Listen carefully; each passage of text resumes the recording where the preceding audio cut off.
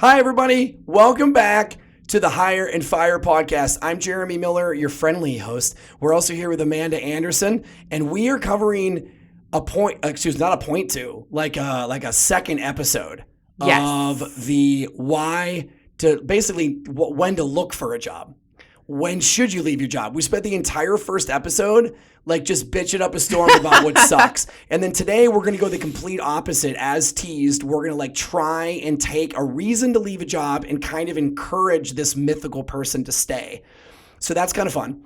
So in addition to that, you get to hear my total raspy voice because I have a problem with burning the candle at both ends. So it's self-inflicted. Don't feel bad for me. Don't. And then in addition, we're going to go over a little news and notes for some cool articles that have come out that are related to, you guessed it, hiring and firing. So without further ado, we can jump into that. And then obviously, if you missed the first episode, it really doesn't matter, actually. I suppose you could kind of take them either direction. You could. Absolutely. Yeah. So nonetheless, you just have to tolerate us for a little while. And I suppose if you are, you're probably doing it on purpose because no one's making you do this, right? No one's making you listen to this. If you're listening, if there are listeners out there. There's the group of people I kidnapped in the other room, forcing them to listen. Just for us to have a demographic of some kind. Yeah. But we won't count those. Right. So how do listeners who are presently tied up feel about the topic? We're not sure. We'll have to ask them afterwards.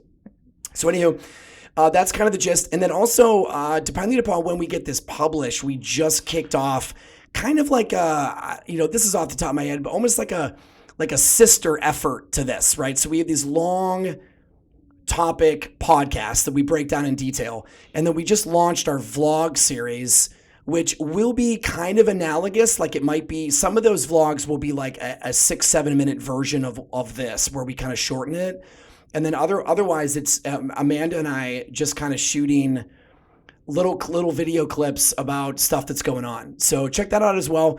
If you're like me, you don't like every different type of content, right? So we're trying to get some stuff out there that'll work for everybody. A little bit of written, a little bit of quick video, a little bit of long audio. And then as always, feedback is appreciated. How about this, Amanda? I was told that we would, in general, doing some research before starting podcasts and vlogs. Sure. I did some research and reading up on it, and basically everybody said the same thing. Buckle up. Wait for the feedback, right? Can your pride handle people ripping you online?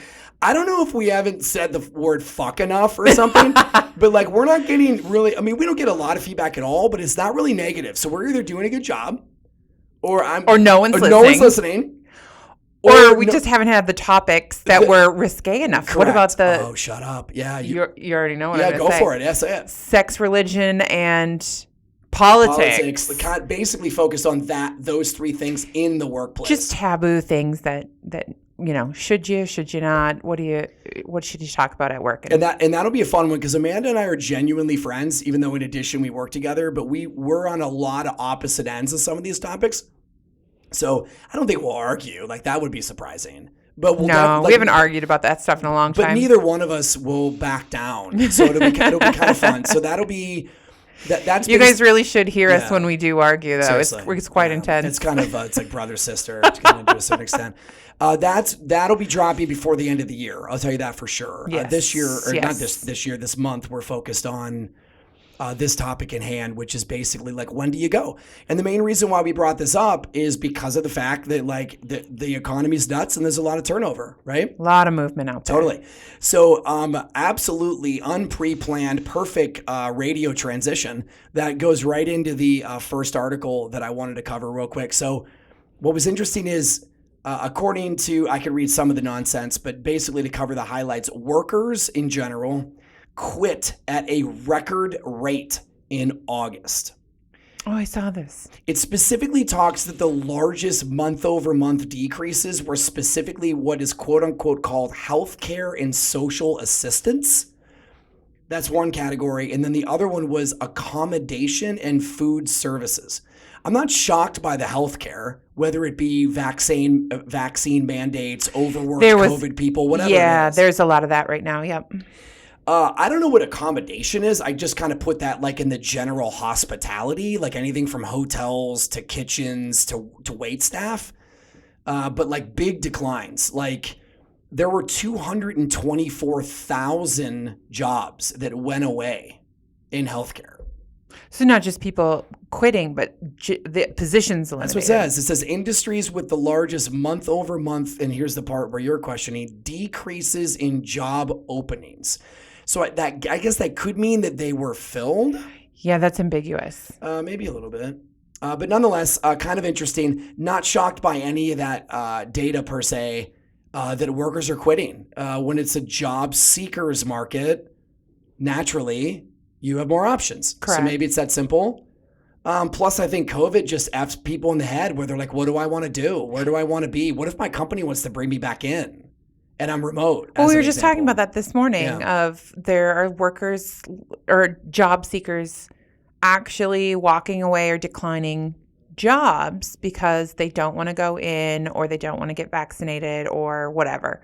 So it's a whole new thing you have to consider when you're hiring or running a company of how much do you care about X, whether it's, remote work or no remote work, vaccinated versus unvaccinated or weekly testing. Like you have to really think about that. It's no longer, you call the shots and workers comply. Yeah. At this point, especially with it being the market that it is, I mean, you have to, if you own a business, you have to be thinking long-term about the structure, maybe structure is the wrong word, but structure of your company, of where are people going to work? What are you going to allow? Because it's changing. Mm-hmm. You and I just had a conversation about that.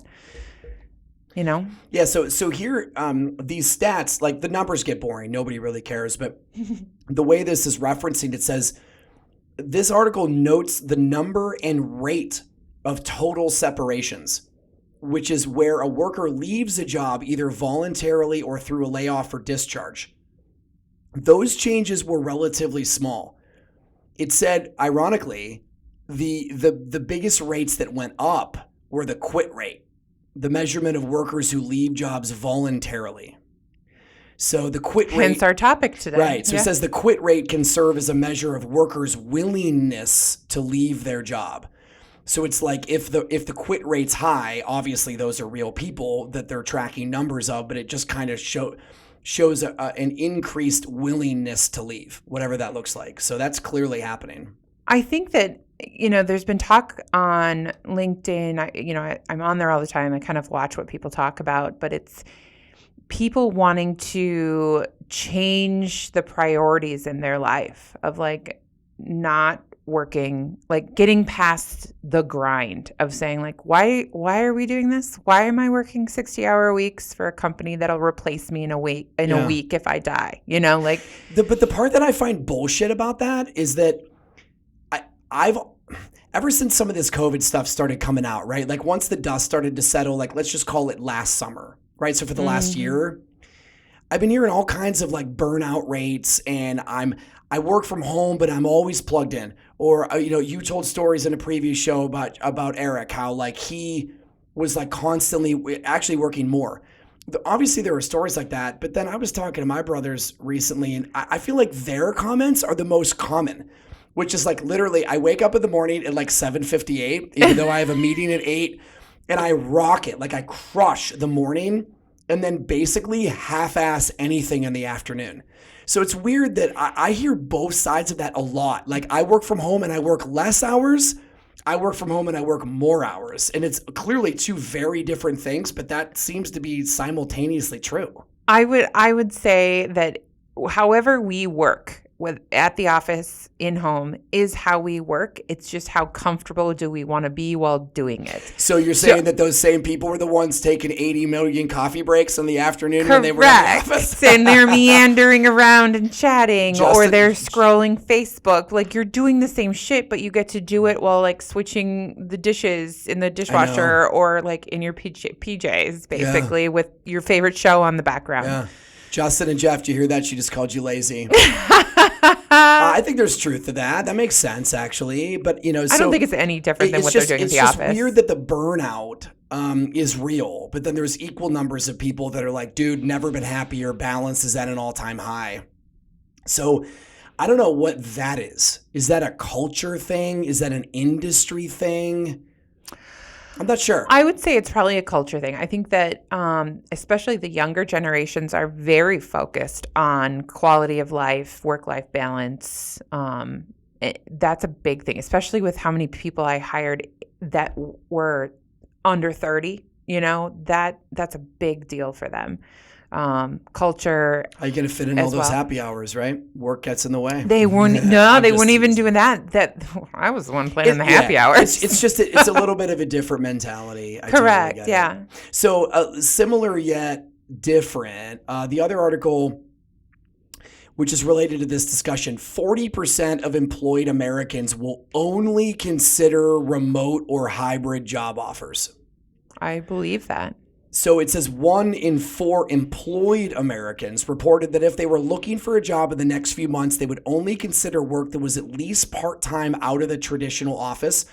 This includes 24% who said they would only consider hybrid, and ironically, only 16 who would only consider remote. I think there's a fair amount of people that understand the benefits of going in, of like for just your mental health to just your career trajectory and being able to network and promote yourself. Do you want to hear the most captain obvious nonsense of all time? Sure. There's 3 of them in a row. Additional survey findings include, oh gosh, those in higher income households are more likely to consider remote opportunities outside of their geographic area. They're starting to dream. Like, what if I live in my cabin? Or why don't I just move down to like St. Thomas? I'm still in America, right? Mm-hmm. Like stuff like that. Mm-hmm. So duh. The second one is those in lower income households are more likely to consider in-person jobs.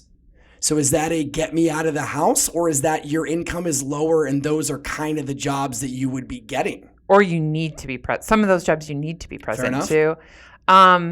I would say it's both, probably. I would guess. It makes sense? Yeah. Married Americans are more likely to be interested in hybrid work, which is 100%. Shocker, right? Like no one wants to be at home remote with their spouse. I can't be 100%. home all the time, but I love having the flexibility to either like get some stuff done or bring the kids there or whatever. Honey, you're going in the office today? Okay. Yeah. I'm going to be remote. Yeah.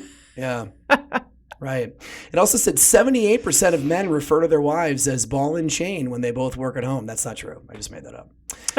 I completely made that up. I was like, you're kidding. Oh my God. That's right. The old ball and chain. Oh, a little gullible this morning. Yeah. So two more articles, kind of different. 90% of employers say vaccine mandates will be very challenging to implement.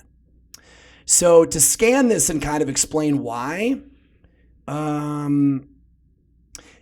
essentially this is built off of the Biden thing that has to do with companies of more than 100. So if you're not familiar with it, it basically says companies with 100 or more employees will be required to ensure their workers are vaccinated. So there's a little bit of a like, we're waiting on the government, according to this article.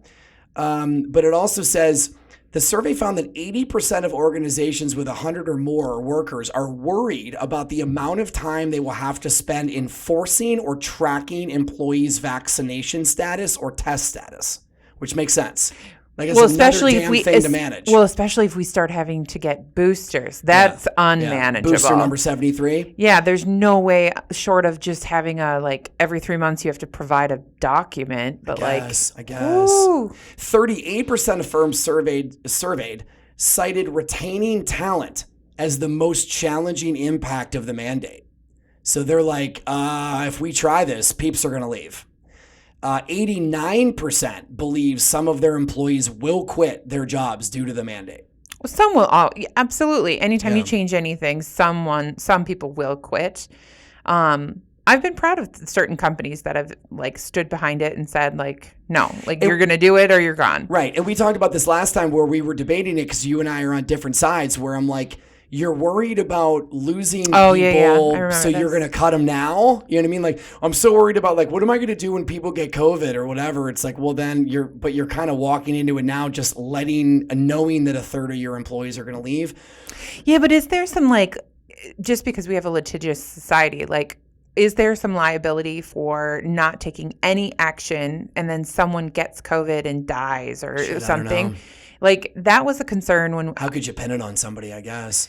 well, if they're the only one, you can typically do yeah. tracing, and if they're the only one that brought it in, and then all of a sudden your employee, because that would be a concern, of like, if I don't take enough action, am I liable? Like, what's the line? Or are there just protections in that? I have no idea, but yeah, I could see that. These survey data are interesting because it basically makes it sound like companies think this is a terrible idea where individuals are open to it. 82% of executives at companies that meet the mandate criteria said the requirements will make maintaining the morale and engagement of their workforce more difficult. 72%, so all of these are like well over 50% of the organization said the requirements will make maintaining regular business operations more difficult. Basically, 50% of all organizations say they are operating fully in person, while 8% said they are operating on a fully remote, which is a little surprising because like in our office building here, we're one of only 2 companies that are on this floor. And every other, like several offices are dark. Like no one's been there for literally a year and a half. They're starting to come back a little. Yeah. But yeah. According to this, only 8% are fully remote. That seems a little low, right? Yeah, that seems low. Yeah. Of organizations that did not mandate the vaccine before the announcement and that do not meet the criteria for the requirement, right? So they didn't mandate it before. They're less than 100 people. 86% of them said they're unlikely to require it. So that's not shocking at all. Right. But according to this, 60% of U.S. workers are supportive of the requirement. But I get that, right? They're kind of like I remember talking about that months and months ago. Like, even if you're bringing people back, like, think about all the logistical nightmare.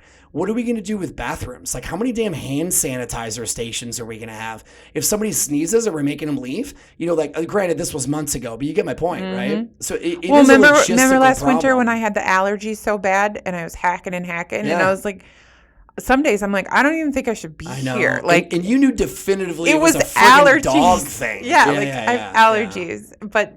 But in the midst of COVID, you're like, I know. I can't even sneeze without someone just being like, you should go home. I know. I've probably told this story before, but it bears repeating. One of my old colleagues was so proud of the fact that he never missed a day of work for like 13 years. And I'd say to him, like, dude, you're great and all, but like, that's irre-frickin-sponsible, right? Like, you were sick and toughing it out. That made sense when we had no ability to do our jobs without being here. Correct. So, like, if you are sick, like, I sound like crap right now, but I'm not sick, right? But if I was sneezing up a storm or whatever, I wouldn't blame anybody for staying home. Yeah.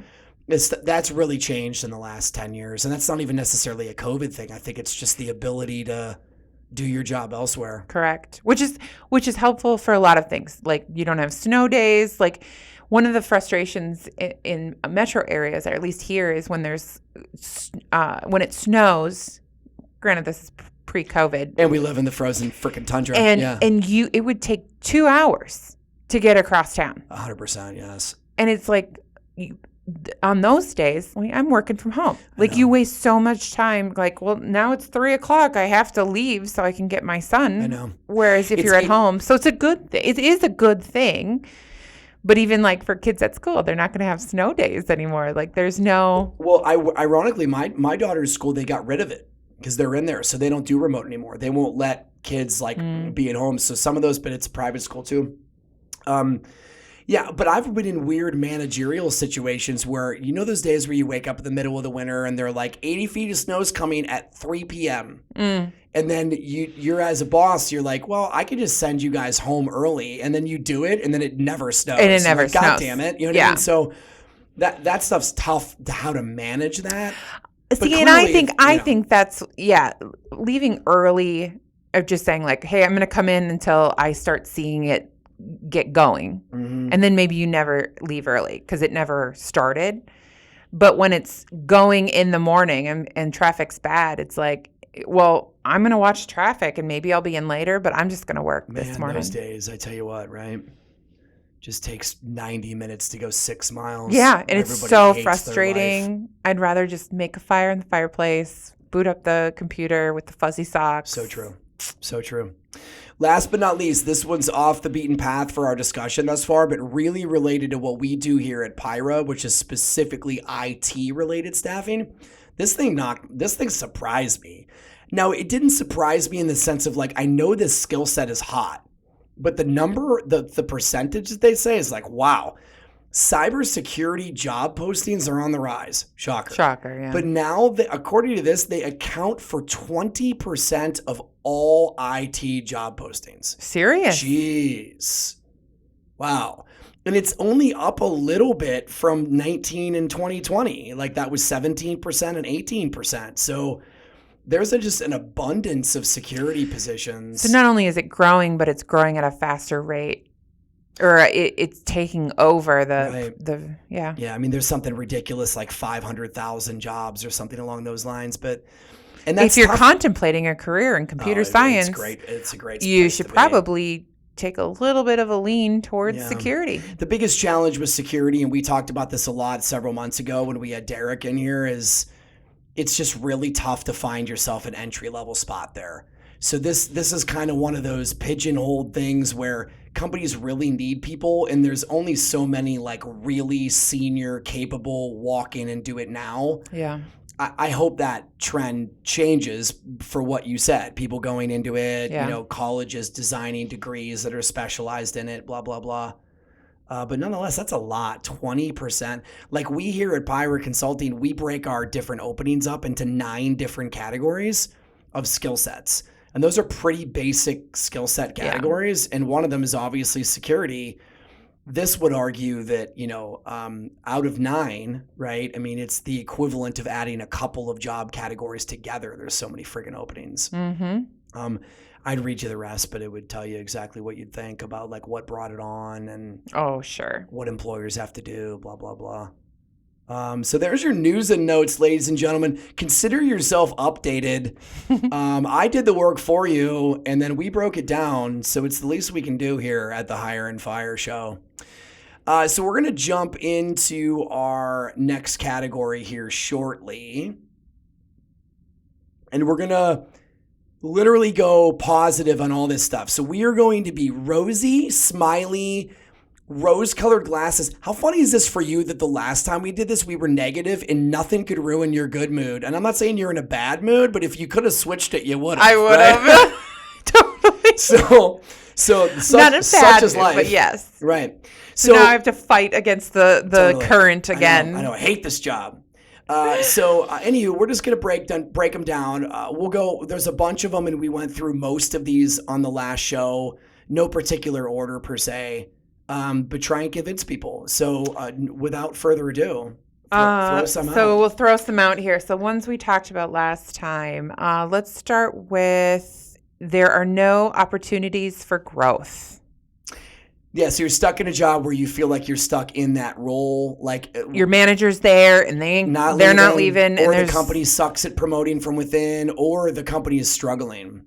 Or you're being passed over, unless that's a different one. But right. So remember, positive. We're going positive. My mind goes straight to being strategic about the number of years of experience that you will need to like be ready for the next, let's just call it plateau.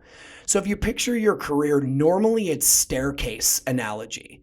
So you're going up step by step, but going up is a new rung, arguably. That could be money, could be title. But if you picture a staircase, once you go up, you have a level of flat. And that's kind of on purpose, right? Like you have to get your feet wet. You have to have enough experience. We had a situation with a candidate recently where he was kind of designing his career, leaving a teaching field and going into IT. And he only had 18 months of this experience. It's good experience, but his level to get the money he was looking for, they need a quote unquote senior 5+ years. Mm-hmm. So if he was in that spot, even in a crappy company, arguably no movement, there's a legitimate argument to convince somebody like him to stay. Like that extra year and a half, get to the 3-year mark, and you're just more valuable.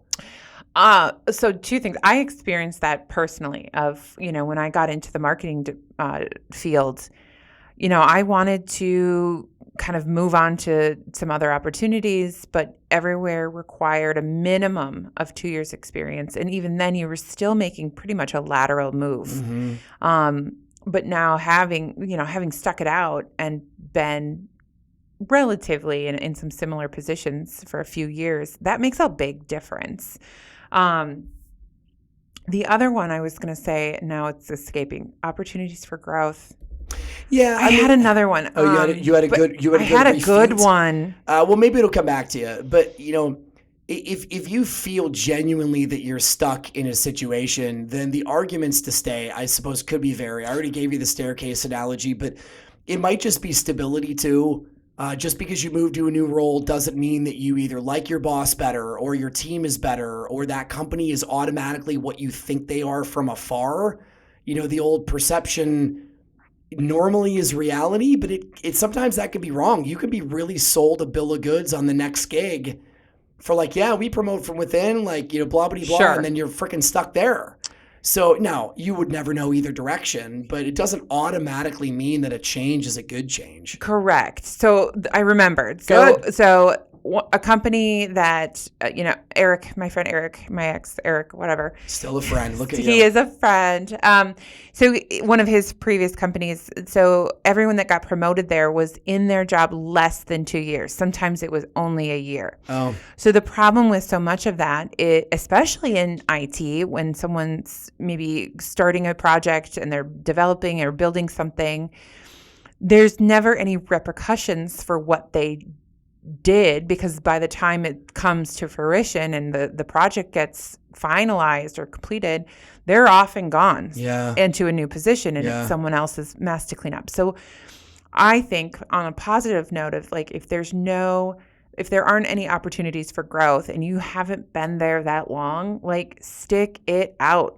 It is more impressive, I think, if you've been somewhere and actually can show what your efforts produced and what they did. Yeah. Versus hey, look, I've been promoted every 1 to 2 years for the last decade, and now I'm the whatever director, VP.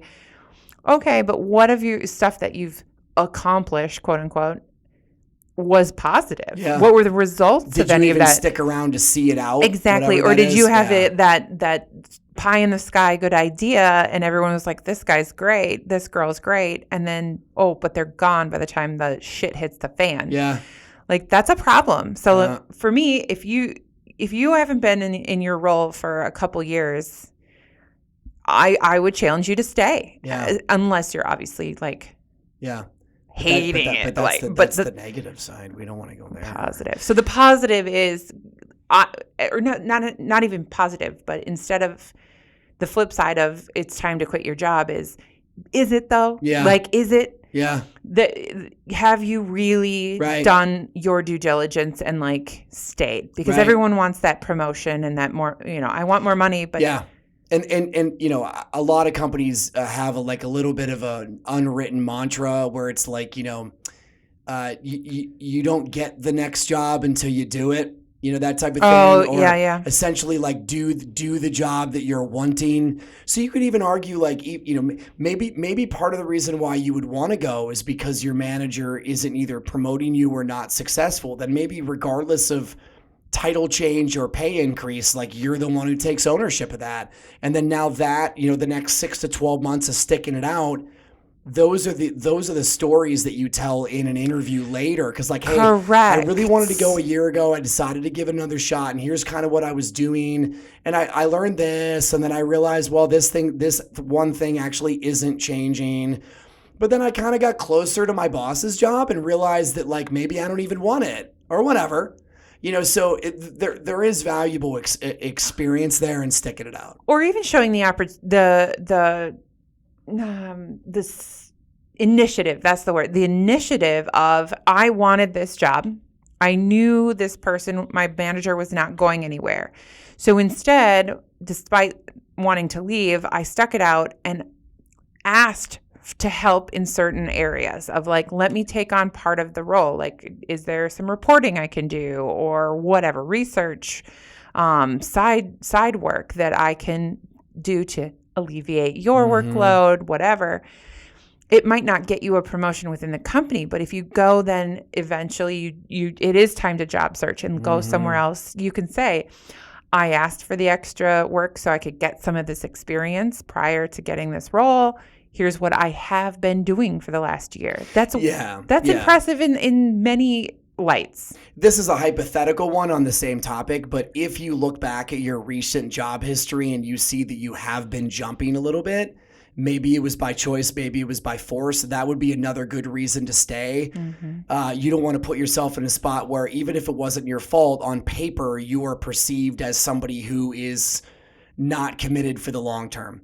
So you might have had 4 better jobs over the last 4 years, but you could very well get turned down because you're that person who leaves every year. Correct. And they're looking at you going like, hey, it's not like I need you to be here until you're 80, but more than a year. I kind of hope you're here longer than a year. Because the cost of training and job or searching for someone, interviewing, hiring, training, the cost of doing that is high for companies. So if you only stay for a year and then you get, an extra $5,000, so you're going to go to this other company, and then you just keep doing that, yes, eventually at some point someone is going to interview and be like, thanks, but no thanks. Yeah.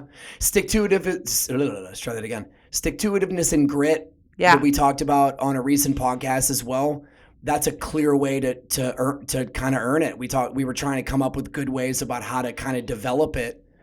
And if you have I'm going to stick it out for 6 months, and that's going to be the way that I train myself to become less judgy about what I'm experiencing or whatever, that could be a good reason too. All right, throw on another one. All right. How about you are underusing your skills? I could see this in IT for sure. Yeah. So again, we're just trying to come from an angle of like devil's advocate. Why would that be wrong? Why should you stay? First thought was maybe there's even a blessing there. Like, maybe you go to another job and you're using more, but your stress factor goes up by like 3. So maybe presently it could be a good thing for you to arguably even just have a little bit of a chill work environment. Or maybe you just need to volunteer to take on more stuff. You took it out. Have you talked to your supervisor, manager? Have you expressed like, hey, I can do way more complex or difficult things. It would keep me engaged, even if it's a little bit. Have that conversation. I think so often people quit and will badmouth a company, and the manager never had a clue. Didn't even know that you were feeling that way. Didn't even know. You have to talk to people. I agree. And as soon as you said talk, my first thought was in regards to, just basically just trying to get vocalize your truth. So you're not being rude or mean. Or write it down. Yeah, people, that's fine. You can write it down too. Some people are not good in the moment, and I understand that. That's a fair point. But in general, just be willing to say that your truth is not F this place, I quit. It's like I feel stuck. I don't really want to feel stuck.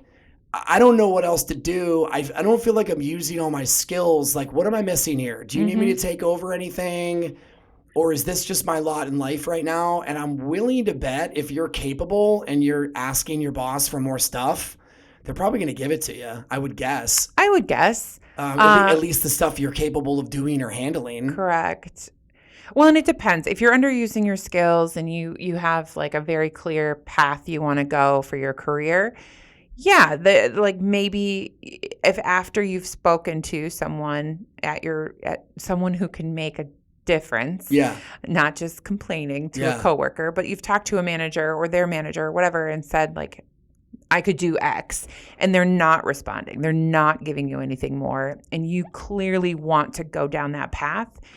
Yes, it might be time to quit your job, but if it's also something you can do on the side, maybe you like the company and everything, especially in IT, what side projects? I know developers, they learn new languages. They do all kinds of stuff as on the side to keep yourself engaged. But the same thing might even be related to the job. Like, you might go to your boss and have this conversation, whether it's written or verbal, and you get the response of, hey, what's most important is project A. And okay, cool. Well, according to what I'm aware of, that we're supposed to be done in 6 months. So like, can we have some type of an agreement that once we check this box that we can talk, or I can get maybe on a project that was more aligned with whatever. If the answer is no, the answer is no. Yes. But you might be asked to just, hey, we hired you to bang this thing out. We need 4 months more of you doing that. So I get it that in theory I'm telling you no, but I might just be asking you to sit on pause. Then if they don't follow through, you can leave with the clearest of conscience ever. Like you already tried. I've had it too where people wanted to move up in the ranks faster than I wanted them to, or or whatever the reasoning being. And I remember having these conversations, and they're like, "But I'm ready," and having designed the job and managed and trained for it, I was like, "You're not." Yeah, since when does anybody really know what they want? We think we know what we want, but we don't. They had no clue of I know. all the things that they're not really their superior, but the job they were going after, of what that all actually entailed, and specifically what we were looking for. And they might just be chasing a sexy title, and it's not even about the job itself. Yeah. Exactly. It's like, stop chasing titles. Did you know I've been a co-CEO? Yeah. Yeah. It means nothing. Yeah. But I get it. Obviously, those things can have value. So it's all of these things are hypothetical and based on your situation. It's just, did you just reach that point because you're frustrated, or did you actually do what you could to fix it? My point with that was sometimes you're not even aware of what that other position or what they need to succeed in that role, that skill set, whatever. So maybe on occasion your manager does know what they're doing and going, "Yep, you're on the short list. You're just not ready. Mm-hmm. Here's why. Here's what you can do." So there are those moments of management doesn't tell you everything. No. And they shouldn't. For good reason. Exactly. For good reason. Yeah. I mean, I sucked at that in my career, and not even my career, in my life, just like understanding what audience to share information. And I've gotten better at that. So arguably as a boss, I'm even a little bit more closer to the vest than I used to be. But if somebody asked me point blank, like, I want to be a manager, I would tell them, you know what I mean? Like, either A, I don't have an opening, or B, we're close, but here's what you're lacking. Yep. Are you prepared for the feedback? Hopefully. Yeah. But you get the idea. So, all right, cool. Look more? at us. Just crushing it. Yeah, fire it up. Keep going. You are grossly undercompensated. Yeah, this one sucks. All right. So why should you not quit your job potentially if you are grossly undercompensated? Yeah, so I think some of the intangibles here is probably the only thing that I could go with. Do you have a balance that actually you could treat as compensation? Mm-hmm. I know you want to make more money, but maybe they just have some like freaking 10% 401k match. It could just be like that there's value financially elsewhere. So that's certainly possible. Or you might get that money that you're looking for, and again, you're trading that for stress, work hours, etc. Correct. Again. Now, if you're grossly undercompensated and stressed, you need to look for a new job. Yeah, which I totally get. But again, have a pair. I mean, like, go talk to your boss. You know Correct. What I mean? Like, hey, I don't want to have to leave here to get the money that I'm looking for. And I feel like I kind of might have to. Well, and do your research. So what is the average, for your city and your qualifications and tough, blah, blah, blah. It's so bullshit data out there. It is, but what else, you I know, do something you can do. Right? And go to your manager or whoever and say, like, these are the reasons why I feel I'm grossly undercompensated, But Googling salaries is like Googling symptoms. Like, if you go onto WebMD in 38 seconds, you think you have the plague. And Googling salaries can really be infuriating because a lot of times the median is like well above you.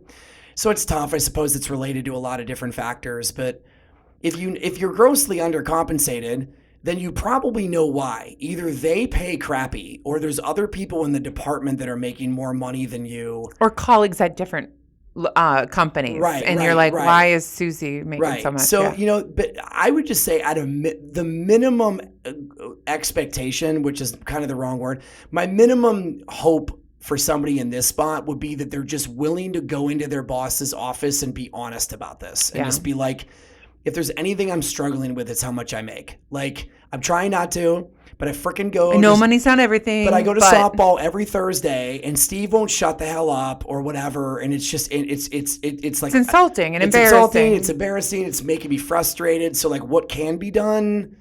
What other options do we have? Whatever. You get the idea. Yes. So money's a tough one because it's just, it's literal math. You could get emotional about the math, but I would just say if you haven't even gone to your boss and said, let's talk about money, then you should at least do that before you just bounce. I would also argue that people should look into their own work ethic and how they are potentially being viewed in the company. So I've had it where some people I paid some people more than others, but their work ethic, their work quality, they weren't on their phone all the time. Like, it's a very vastly different, the employees. Yeah. So if you have other colleagues who are making more than you and you're aware of that, look a little internally sometimes, because tough to do. I'd love to say that you all are really hard workers and but you're not. But you're not. You're not. So just like you and I have just lazy ass days, right? We talked about it this morning. Of course. So yeah. And another one that popped in my head, which is only applicable in rare circumstances, but I figured I'd mention it. We're in the staffing business, so a lot of people that we employ are hourly based contractors, but these are like legitimate people, right? When it comes to their career. But there's a lot of times where we'll have people ask us for a pay rate increase, and I'll look at the number of hours that they work, and they're paid per hour, and they've averaged 36.2 hours per week for the last 9 months. I'm like, you can give yourself a raise. Just work more. Just work freaking 40. Now, anybody who's salaried, I get that that's not necessarily applicable. Mm-hmm. All right, maybe you go back to school and you bleed your company dry out of some tuition reimbursement. Maybe that's a way that you can get some more money now. Are you taking part in all of the benefits? Yeah. Do they offer 401k matching? Yes. And are you maxing it? Do you have accidental death and dismemberment? You might want to put some insurance on, like a random hand. You never know. I'm just making shit up. But long story short, though, at least try and use some creative mentality instead of just, assuming you're getting screwed. Because that would be the drawback of I don't make enough money. Screw you. I'm leaving. Be prepared for the comeback of well, Mr. or Miss, have a seat. I actually have your review here. How would you feel that you're in a position to justify said increase? I can document, I'm really good at showing up late, and I bring coffee to my coworkers. And I'm always on my phone. Right. All right, cool. What's the next one? Okay, so probably about 2 more left here. Let's do, you aren't passionate about the work. So you're doing the job, but maybe it's monotonous. Your heart's not in it. Yeah. I would say this is a majority of people, to be honest. Welcome to humanity. Yeah. I just don't think that a lot of people get up in the day and be like, I love my job. Yeah. Now with COVID, I think a lot of people have changed their mentality. So they're focused more on, hey, I get one life. I want to be happier. Some are not there, obviously, but. Can you read that again, just so that I have the wording? Because last time was it's time to leave your job. You're flipping it negative. So now it would be, it's not time to leave your job. Let's say. Even though you aren't passionate about your work. Yeah. Okay. So this one's an interesting one because my mind goes to it's called frickin' work for a reason. And I don't care what you do. I've been everything from a cashier to a line cook to IT support, business, sales. There isn't a damn job out there that part of it doesn't suck. I run this company. Nobody's going to fire me. Nobody's going to make me be here. And there's plenty of duties that I have that I certainly wouldn't call fun. Oh yeah. So, I guess are you being fairly critical? Is it just I hate this part of my job? Or literally I work for a company that does blank and it does nothing for me. Well, okay. Well, is that a company? Is that what the company does? You don't care that you work for a bank? Or is it just your job that it just doesn't have any excitement or value?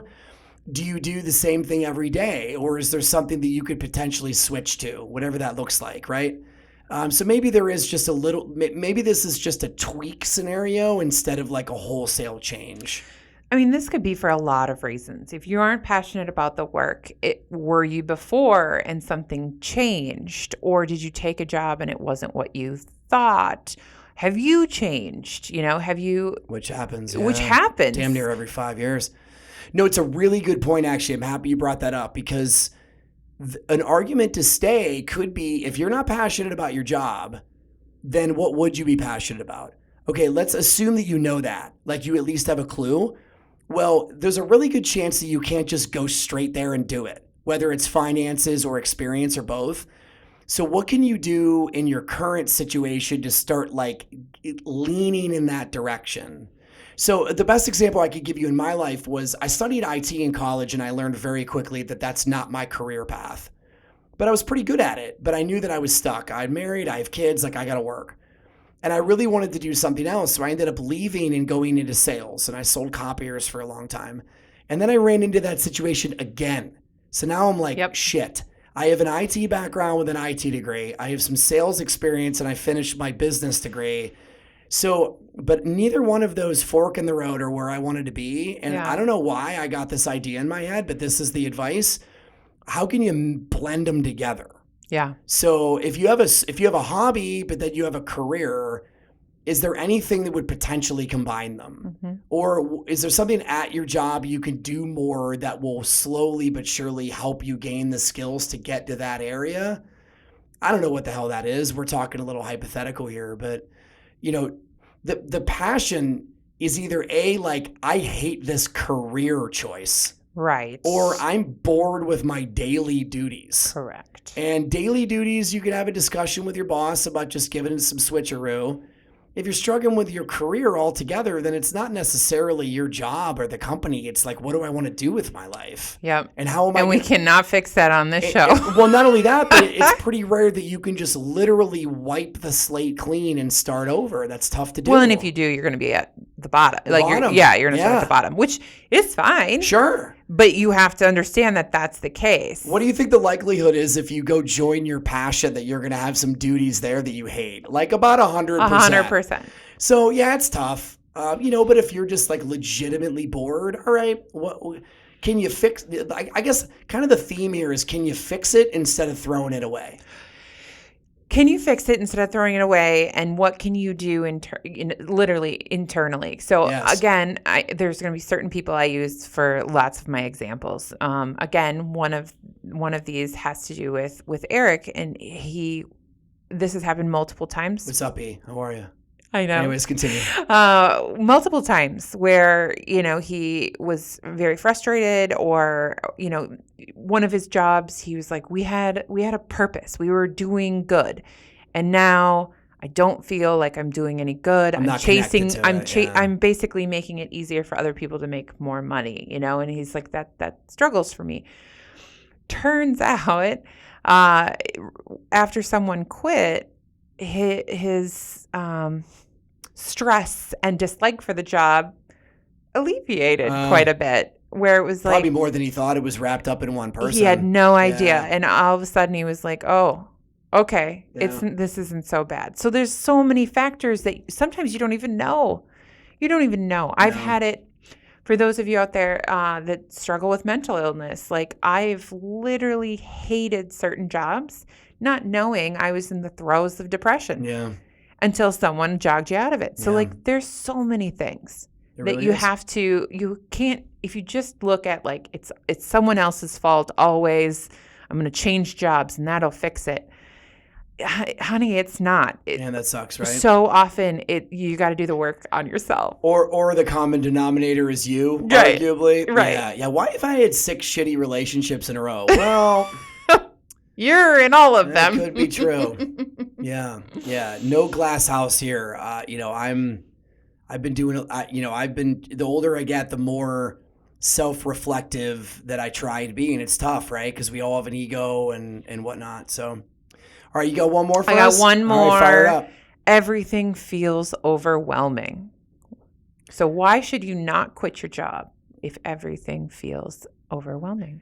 Yeah. And I wanted this one last because this one, especially with COVID and everything going on, seems very on the nose. So my gut goes to, do you want to go first? No, go for it. Oh, mine, my first thought goes to, it's probably not the job.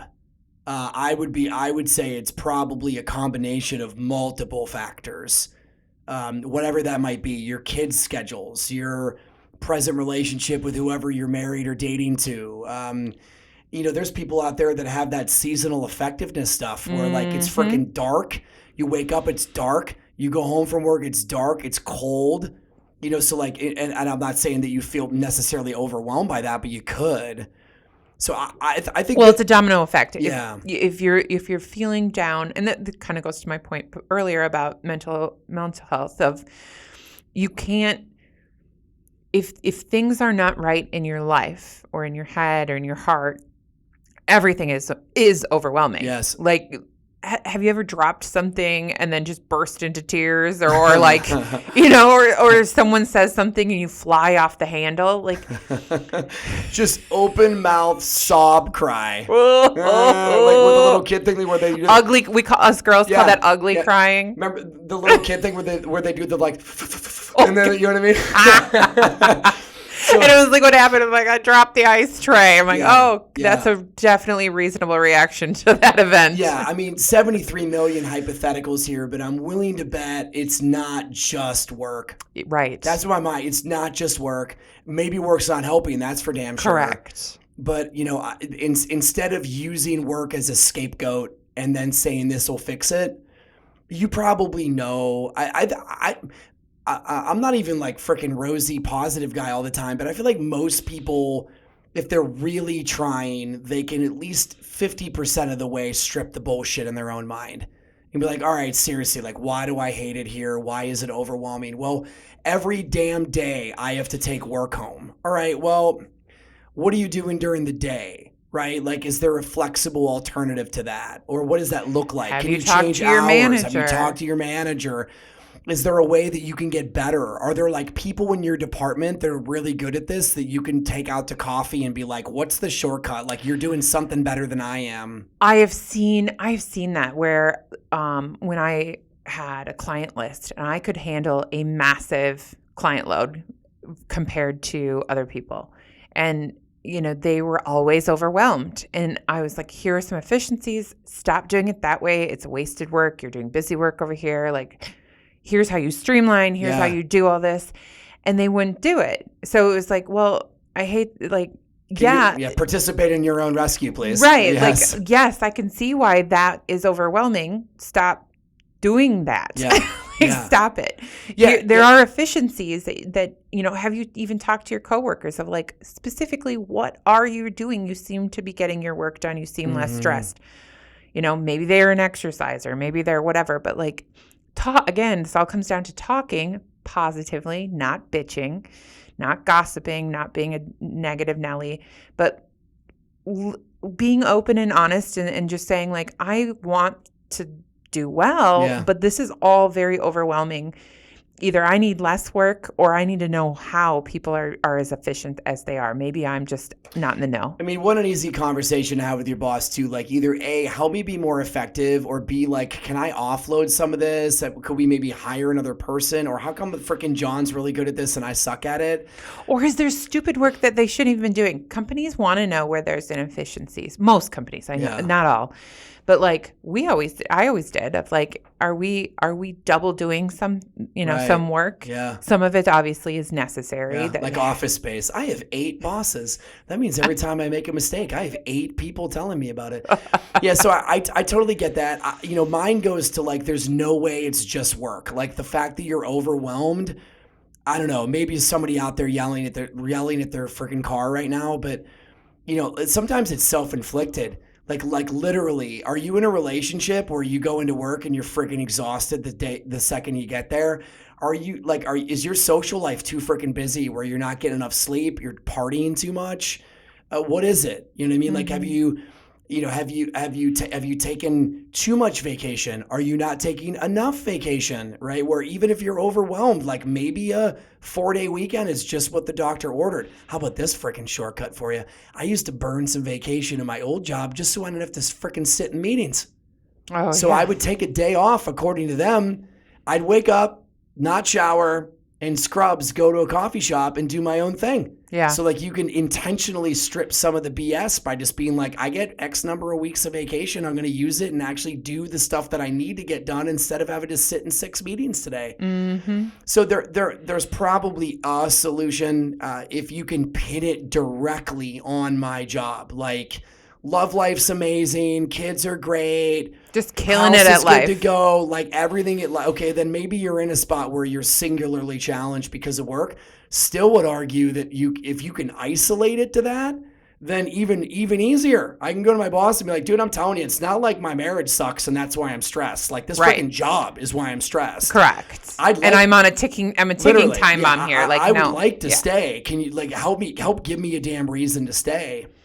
And like it's funny, we didn't plan this, but I think almost everything is like, be honest about your damn feelings and have the guts to talk to somebody in a position of authority to be able to fix it. Correct. And self-awareness, which is honestly a very hard thing for people to do. Man, it really is. It really is. But give it a shot. Like, strip the bullshit away. Try. Yes. Just try. We all have bullshit that we tell ourselves one thing, but it's something else. Or I'm a positive person, but really, you only seem to be talking about negative stuff. Yeah. Like some people lose their minds during commutes. And like literally, I've heard stories of people being like, I'm fine when I leave work and I'm an angry SOB when I get home. Yeah. Like even if it's that, like, all right, how can I adjust my schedule? Correct. Like this traffic commute thing is like ripping me apart. Like there's probably something that overwhelms you, like something specific. Will your boss let you offset your hours so you're not in the heart of rush hour traffic? And then again, even if the answer is no, then now you can leave with the clearest conscience ever. Like you've at least had the discussion. And how about this? Here's a little side benefit. In the next interview, if someone's going to go, why are you leaving? And you go, damn good question. I'll tell you exactly why. And it's not bitching. It's like, here's what I'm struggling with. I've talked to my boss. I did my best to give it some time. I was even thinking like maybe my personal life's kind of messing with my work life and I tried to switch this or I started meditating. I don't care what it is. Mm-hmm. You can really have a good sell package of yourself in an interview if you were trying to fix a problem instead of run. And you made it about you and not just about the company. Yeah. Like if I was struggling with this, here's what I did. The efforts, the changes, the self-realization, like that sounds way better than sitting across from someone when you're interviewing and being like, you know what, that company never listened to me. I was overworked and stressed because blah, blah, blah. Don't be negative. Like seriously, you have to look internally on so much stuff. You do. You'd be surprised how much of it, our issues are wrapped up in our own life decisions. It's because it's so much freaking easier to be like, F this job, or like if I could change this. Mm-hmm. Yes. And hey, if you're right, you're right. But we're giving the devil's advocate as to why you would leave and why you could stay. I've I remember a job that I had where I did get promoted and I was excited and I got promoted. I got into that new job and I'm like, F this. Like it was not meant for me. Good people, good job. I just went down the wrong path. And I was with a clear conscience left the company because I was happy. So once I was gone in the department, I was happy to be out of the department. But now I'm in a new department with a whole new set of problems. And I'm like, all right, apparently it's more of what I want, not just give me a raise, make me feel like I'm cool because I got promoted. I had this in my 20s. I was hired for a job called a trainer. I was a traveling trainer for LA Weight Loss, actually. And when I first got promoted, I was so excited, first of all. But there wasn't a whole lot of direction on what to do on a day-to-day basis. Yeah, kind of a new job. And maybe? I was young. No, they just didn't have a training program for the trainer. Go figure. Yeah. And so I was a little lost. And here's why I'm talking to a supervisor matters, because I had some big wigs show up in a center once where I was supposed to be the trainer on the premise and blah, blah, blah, and handling things. And they all pulled me into an office and were like, what is going on? This is not the Amanda we interviewed and hired. What, you seem like you don't know what's going on. And I was like, I don't. Right. Here's what I have said to my manager. Here's what's going on. I'm lost. I want to be good. But this is not what I signed up for. Yeah. And shit changed right away. Yeah. They were like, understood. Here's what we're going to do. But, and she had a great talk. I ended up loving that job. Here's a little off the topic, but still related. Like if you want some managerial related advice, the one thing that I implemented here at Pyra when I started, it was based on a little bit of what I saw lacking in my old situation.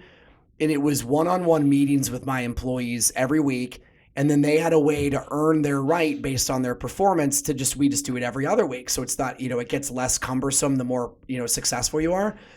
What I love about that most is yeah, there's business to it, but it's almost more just a check-in moment. Because I found that most people don't feel comfortable reaching out to a boss, but if they're given the opportunity, they'll open up. So if you're a manager out there trying to figure out like, how can I do this better? I would argue that literally it's developing better relationships with your people, because they'll tell you, I'm really stressed out here, or this is what's happening to me. And we're all going through some shit pretty consistently. It's pretty rare moments in life where everything's, unicorns and rainbows and whatever else. So if you're trying to like, hey, how can let's assume I have X number of employees and a percentage of them are kind of going through some of this stuff, whether I know it or not, how can I head it off? And I think a lot of companies don't do that. They're actually less likely to meet with employees that are killing it. Well, just because you're killing it doesn't mean that you're going where you want to go in your career or you're happy. Correct. So, maybe give some people a platform. And then be present. Yes, good point. Turn off the email. Get rid of your phone and just be present, because there's nothing more insincere than someone multitasking, looking and just going, I really care about how you're doing. What's going, and they're not looking at what'd you. You say? Repeat that. Wait, can you say that again? Huh? I was reading an email. Yeah. Okay, then why am I here? No, totally. Yeah. Here's another one that's kind of cheesy, but I like it. If you're in a supervisory role, I guess you could propose this if you're not, but I love the idea of doing something like a Shark Tank. And if you're not familiar with the show, it's where people bring in products and services that they are looking for financial backers on. But really, what if you have a sizable department and you could have a little contest of like, hey, what can we do better? You said this earlier, like a lot of people know how to do this stuff better. Not every company cares to listen. Right. So what if you gave people the opportunity, and it's a little more than just a suggestion box, like we're going to have a little contest, like who can come up with a way to do this stuff better instead of just assuming that the way we do it's right.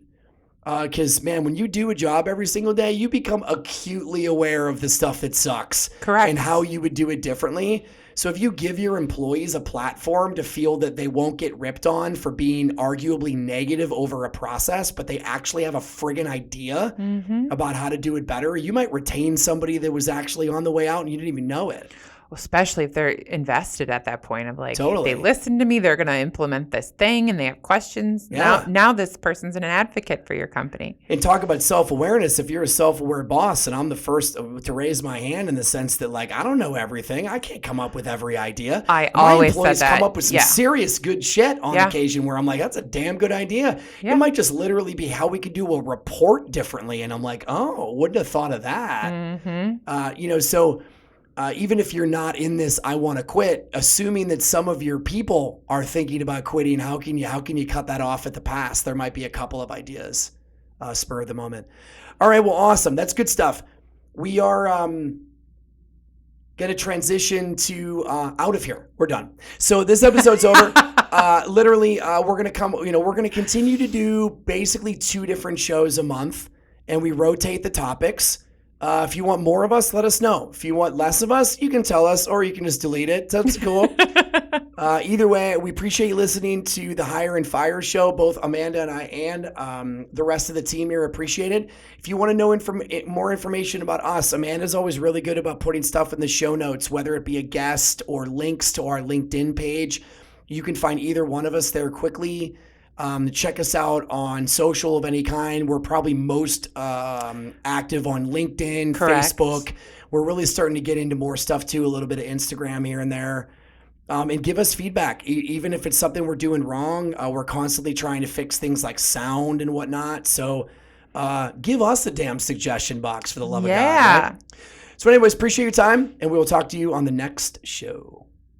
Thank you for listening to the Hire and Fire podcast brought to you by Pirate Consulting. Please check us out online via LinkedIn, Facebook, Instagram, YouTube, or at our website, pirateconsulting.com. That's PIRA consulting.com.